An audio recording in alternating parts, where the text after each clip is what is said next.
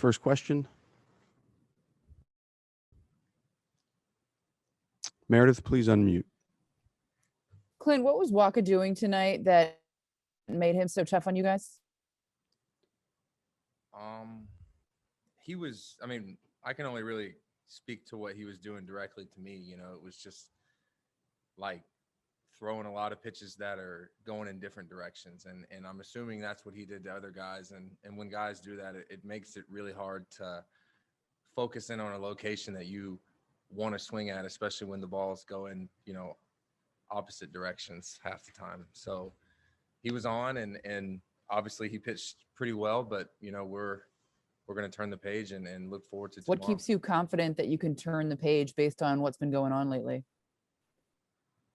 Our track record, you know, we have a lot of really good players that, you know, have performed really well for a long time, and it's what, the 13th game. So I think, you know, it's not, obviously you want to perform better collectively and individually, but you know, things happen. And like I said, we have a lot of guys with a lot of really good track records that I think can prove that we're going to be able to get out of this. Aaron Boone said that he addressed the team. What did you take away from that?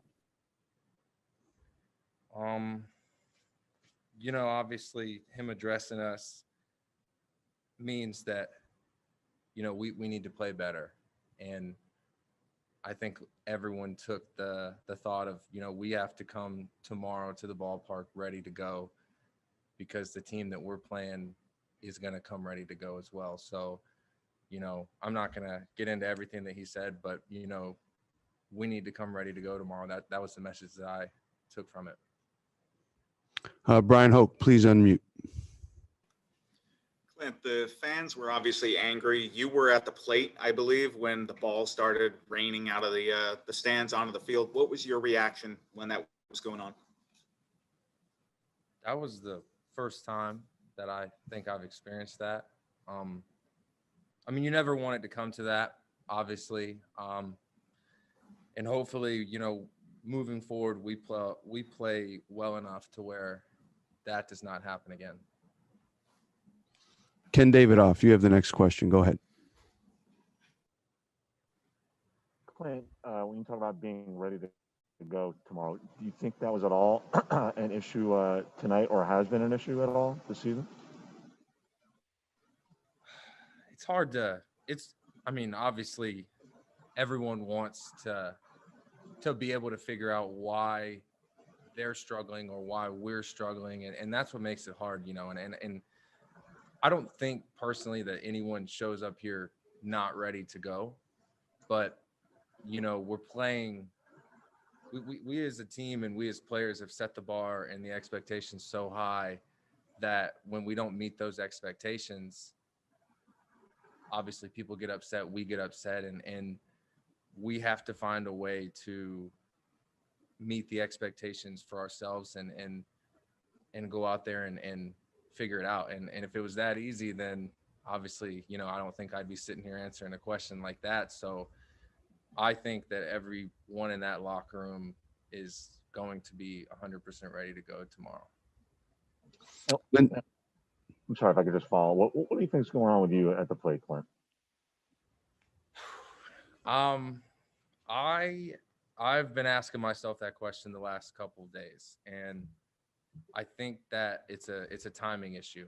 I'm a tick late right now, you know, and that's the hard part. You know, obviously you get a day off and then we have a team day off, and then I'm trying to circle back to finding my timing at the plate. So with that being said, like I feel like right now as a hitter, I'm timing up off speed rather than timing up fastballs. So whenever they throw a fastball, I'm a click late.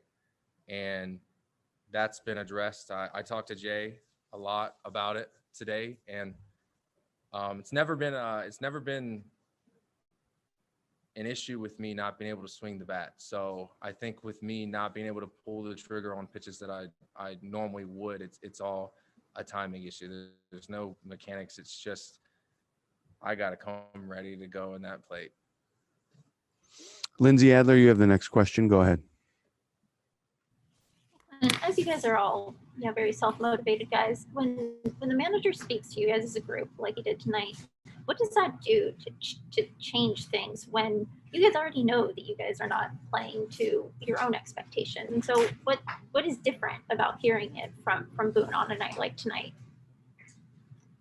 I think it just, if you weren't aware, then you are aware after the meeting. You know, if you aren't aware of, you know, kind of how things are going, then we were made aware after the meeting, you know. And with that being said, like,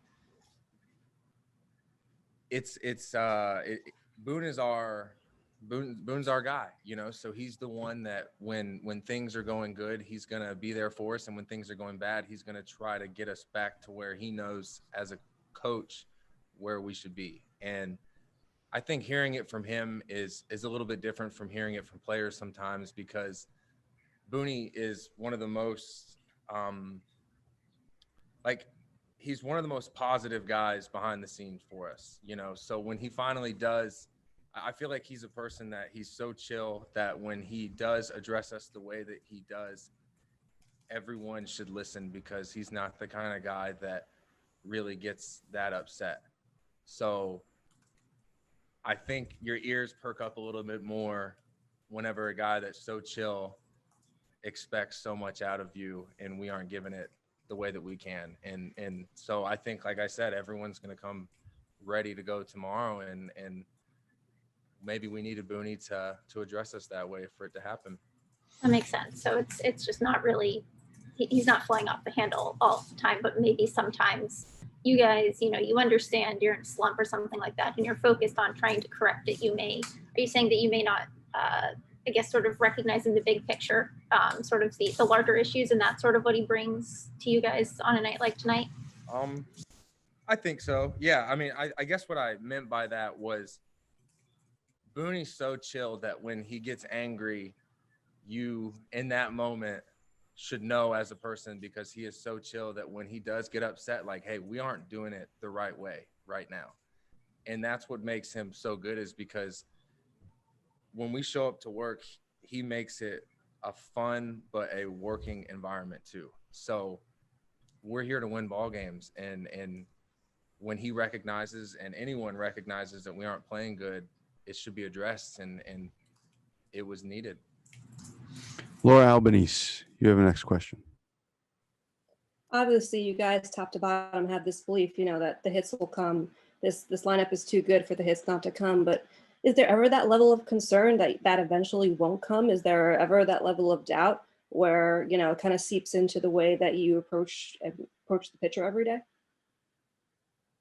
I think obviously when each hitter is hitting, it's their moment, you know. So sometimes, obviously, like, I'll take myself for an example. Like, I'm not playing the best right now, so it's really easy for me to doubt that I'm going to turn that corner, you know. But I think you just you have to zoom out and look at it from a little bit further away sometimes and realize, you know, we are so, like, we're so early into the season, and obviously that excuse can only go so far. You know, we can only say that so long before we have to have results. But I think that a lot of us have gone through this before, and if you haven't, you're going to go through it where you struggle, and it's just a matter of how you turn the page, and if the confidence continues to stay instilled in you. And like myself, like, no one's ever questioned my hitting, so I'm not worried about myself. I'm not going to continue to harp on past at bats, and I would assume that the same goes for the rest of the guys in our lineup. Frage, thank you. We'll be back in a minute with Giancarlo Stanton. Thank you. Thanks for. Y que lo que para mí está el manjado de este lado activo con la máquina deportiva, mi hermano personal, la gente dura, la máquina deportiva.